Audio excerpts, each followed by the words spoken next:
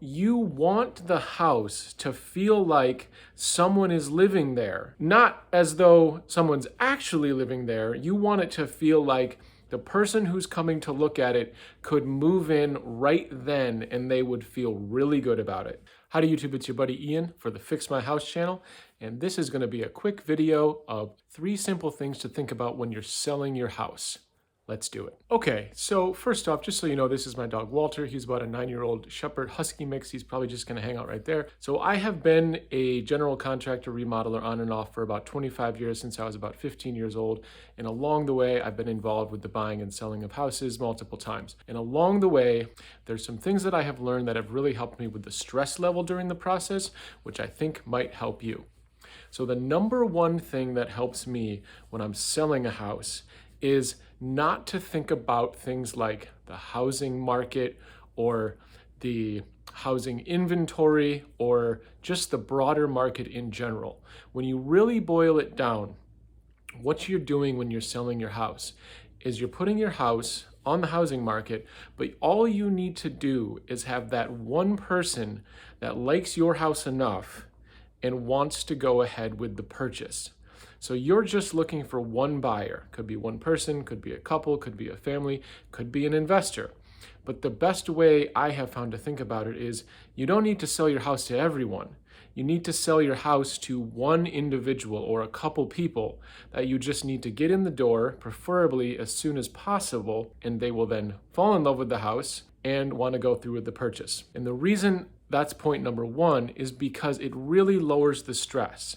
There's a lot of talk about what will happen to my house with regards to the housing market, but if you focus on selling your house to one person, it's very likely that you're going to end up selling your house to someone who has a very similar taste, especially if you have your house staged and staged properly. Okay, it is my opinion that the second most important thing to think about, especially to help lower the stress level when you're thinking about selling your house, is you need to make sure your house is staged or set up with furniture as though someone lives in it as best as you possibly can. I don't know if you have ever been to an open house or a house that is for sale that does not have any furniture in it. All the statistics show if you have a house staged, especially staged well, it's going to sell quicker and it's going to sell for more. I can tell you from my experience, here's a couple pictures of a house that recently I sold that we staged.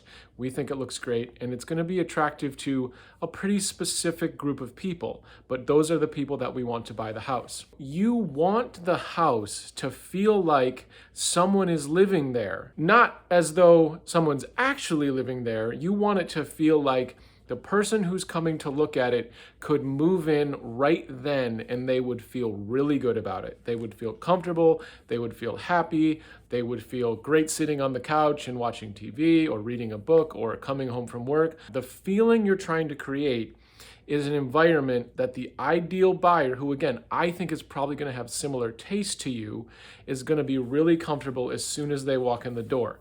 So the pictures you just saw of the most recent house that we sold, it's styled a certain way. Not everybody's going to like it, but the people that do like it very likely will like it enough to want to buy it, and it just helps.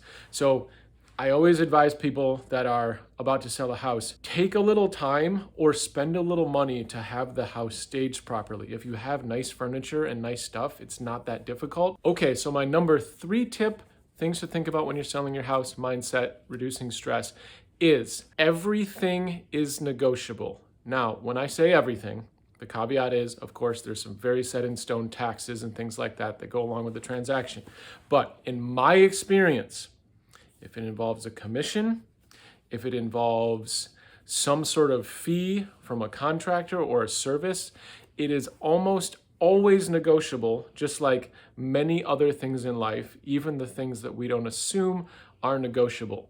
Most things are. I would just suggest, if you're going through the process of selling your house and something comes up that you feel like you would at least like to learn a little bit more about why it is priced a certain way, you should at very minimum ask why something is either priced the way it is or why it costs as much as it does. And again, you'll see, or you will have seen, if you've been through this process, There's a lot of fees, there's a lot of charges. I just encourage you, because it's been my experience, to go through the process of trying to negotiate, if you're up for it, as many of these things as you possibly can. The takeaway from this video should be everything's negotiable, just about. The taxes, probably not. But you're dealing with humans. Humans like to make deals. Negotiation is part of making deals. So I encourage you to negotiate. It's something I've tried to do.